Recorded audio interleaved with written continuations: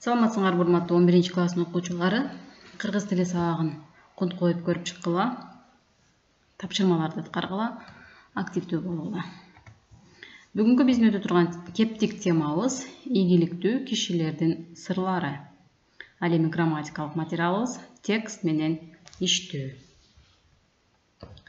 Сабагыбыздын максаты ийгиликтүү адамдардын сырлары тууралуу маалымат алабыз, текстти окуп, аны анализдеп, суроолорго жооп бере алабыз. Ийгиликтүү киши болуу үчүн кандай сапаттарга ээ болуу керек экендигин түшүнүп жетебиз. Алгач балдар, класстер түзүп алайлы. Ийгилик деген сөздү кантип ассоциациялайбыз? Ийгилик дегенде биздин эсибизге эмне келет? Ийгилик дегенде эмнени түшүнөсүңөр? Ойлоп көргүлө, силердин оюңарга бир канча пикирлер келиши мүмкүн. Ийгилик дегенде эле биз дароо эмнени ойлойбуз? Ийгилик демек бул жетишкендик, бийиктикти багынтуу, тынымсыз эмгек, аракет кылуу, окуу жана башка бир канча сөздөр эсибизге келиши мүмкүн. Анда текст менен таанышабыз. Ошол тексттерибизде ушул ийгиликтүү кишилер кимдер, алар кандай адамдар болгондугу жөнүндө маалыматтарды алабыз. Ошол менен бирге эле тексттеги суроолорго жооп беребиз. Аны текстти анализдөөгө үйрөнөбүз балдар. Демек, силер бул сүрөттө көрүп турган киши байыркы грек философу Сократ. Ал жөнүндөгү ийгилик сыры деген кыскача баян притча бар экен. Ошол притчаны эки бөлүп мен алдым. Окуп чыгабыз. Бир жолу жаш жигит акылман Сократтан ийгилигинин сыры эмнеде экенин сурайт. Сократ анын суроосун конт коюпкан соң жообун эртеси күнү берерин айтат. Эртеси Сократ жаш жигитти дарыянын жээгине чакырат. Экөө муздак сууну кечип жөнөшөт. Суу тез эле алардын кокосуна чейин көтөрүлөт. Кокосу деген сөз балдар мойнуна чейин көтөрүлөт, дээрлик оозуна чейин келип калат дегени да. Ошол кезде Сократ жаш жигиттин башын сууга малып, аны чөктүрө баштайт. Мындайды күтпөгөн жаш жигит бар күчү менен суудан чыгууга далалат кылат. Бирок Сократ күчтүү болгондуктан кутула албайт. Бир топтон кийин Сократ жигитти суудан сууруп чыгат. Сууга туп чыккан бала какап-чакап араңдан зорго дем алат. Ошондо Сократ айтат: "Башыңды сууга салганда эң биринчи эмнени кааладың?" деп сурайт. А жигит кандай деп жооп берген болушу мүмкүн жигит? Ойлоп көргүлөчү. Демек, жигит абаны дейт. Анда Сократ мындай деп айтат: "Ийгиликтин сыры ушул. Ийгиликти сууга чөгүп жатканда абаны эңсегендей каалоо күчтүү болгон кезде гана ага жетесиң. Башка эч кандай сыр жок. Күчтүү каалоо бардык жетишкендиктердин башталышы. Бир тутам от жылуулук бере албаган сыяктуу, адамдын каалоосу күчтүү болбосо, ал эч качан натыйжа алып келбейт." Көрдүңөрбү балдар? Демек, сууга чөгүп бараткан адам абаны канчалык эңсегендей күчтүү каалоо болгон кезде гана ал ийгиликке жете алат дейт. Сократтын берген жообу мына ушундай болду. Эми суроолорго жооп беребиз. Бул тексттин негизги максаты кайсы вариантта так берилген?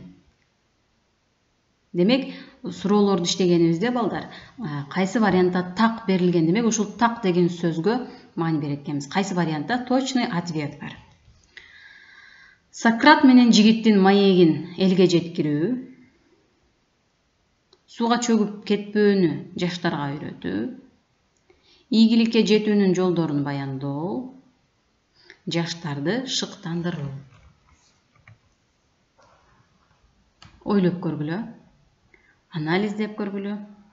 Кайсы вариантта бул суроонун жообу так берилген болушу мүмкүн? Демек, туура жообу В экен. Эмне үчүн В туура жооп? Анткени тексттин негизги максаты Сократ менен жигиттин маегин элге жеткирүү эмес, сууга чөгүп кетпөөнү жаштарга үйрөтүү эмес, ийгиликке жетүүнүн жолдорун баяндоо. Бул жерде ийгиликке жетүүнүн жолдорун баяндоо болуп жатат, а бирок анын астында дагы бир максат бар. Бул аларды шыктандырып, аларды ошол ийгиликке жетүүсү үчүн багыт берүү болуп саналат экен. Кийинки суроо. Мындайды күтпөгөн жигит бар күчү менен суудан чыгууга далалат кылат. Демек, далалат кылат деген сөзүн ордуна кайсы сөз айкашын колдонсок, синоним катары болот. Тоскоолдук кылат, аракет кылат, чыдамдуулук кылат, коркоктук кылат.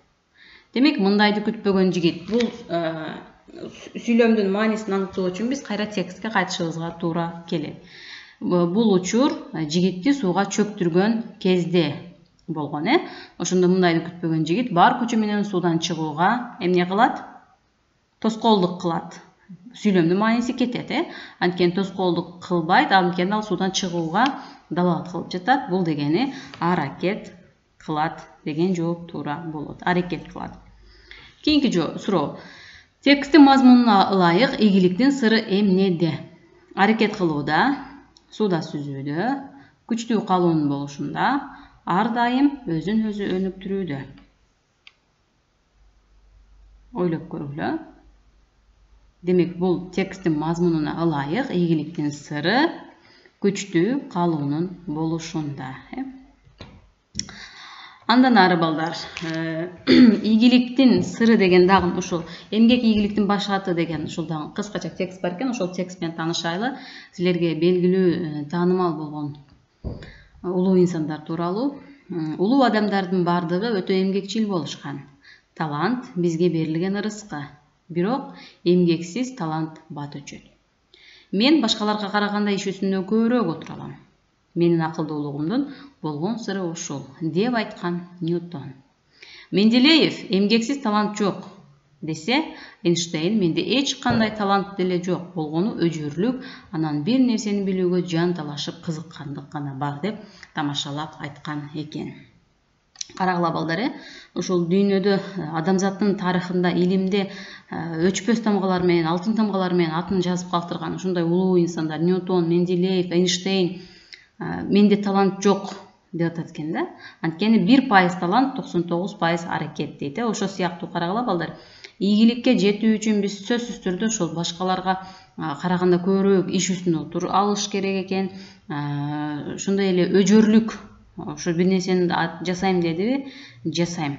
Аягына чейин аткарам. Ошондой эле бир нерсени билүүгө жан талашып кызыгуу болуш керек экен. Ошондо гана биз ийгиликке жете алат экенбиз. Биринчи тыным. Сүйлөмдөрдү толуктайсыңар балдар. Муну өзүңөр жазасыңар. Бул жерде сүйлөмдүн баш тарабы же болбосо аягында кээ бир сөздөр түшүрүлүп алып калган, ошол сүйлөмдөрдү толуктайсыңар. Ньютондун акылдуулугунун болгон сыры эмнеде? Аны тексттен карайсыңар. Михаил Ломоносов Москвага алыскы Поморьеден балык ташыган чана менен бир ай бою үшүп тоңуп отуруп жеткен. Чөнтөгүндө тыйыны, үстүндө кийими, Москвада таанышы болбосо да билим алууга умтулган максаты болгон. Ошол максат аны илимдин жана дүйнөлүк атак-даңктын туу чокусуна чыгарды. Карагыла, демек, Ломоносов акчасы деле жок болуп, таанышы деле жок болсо деле, аны Москвага, алыскы Поморьеден Москвага алып келген. Бул билим алууга болгон күчтүү максаты жеткириптир. Сүйлөмдөрдү толуктагыла. Ломоносов Москвага эмне алып келген? Москвада таанышы жок болсо да, улуу окумуштууну чоң шаарга жетелеп келген нерсе бул эмне? Эми жогорудагы тексттердеги ойду жалпылап турган сүйлөмдү тапкыла. Биз силер менен эки текст менен тааныштык. Биринчиси ийгилик сыры, Сократтын баяны, экинчиси эмгек ийгиликтин башаты, улуу окумуштуулардын баяны. Эми ушул эки тексттеги ойду жалпылап турган бир сүйлөмдү табышыңар керек да. Башкача айтканда, эки текстке тең тиешелүү сүйлөм. Ийгилик ар бир адамга келе бербейт. ийгилик жаратамын деген адамда күчтүү каалоо болуш керек. Жашоодогу көп адамдар жалгоолук майынан ийгиликке жетише албай калышат. Тынымсыз эмгек жана күчтүү каалоо ийгиликке алып барган жол. Ойлоп көрүп, бул сүйлөмдү өзүңөр табасыңар.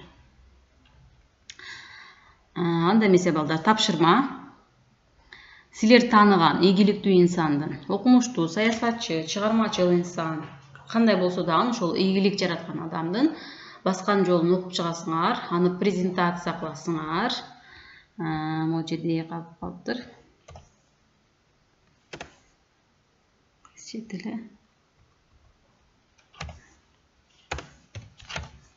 Презентациялайсыңар. Ошондой эле презентацияңар 10 беттен туруш керек балдар. Ар бир бетте сүрөт, аудио, текст менен коштолгон маалыматтар болуш керек. Орус тилиндеги даяр текстти, даяр презентацияны алып, көчүрүп жөнөтүп койбойсуңар, кыргыз тилинде гана жазасыңар.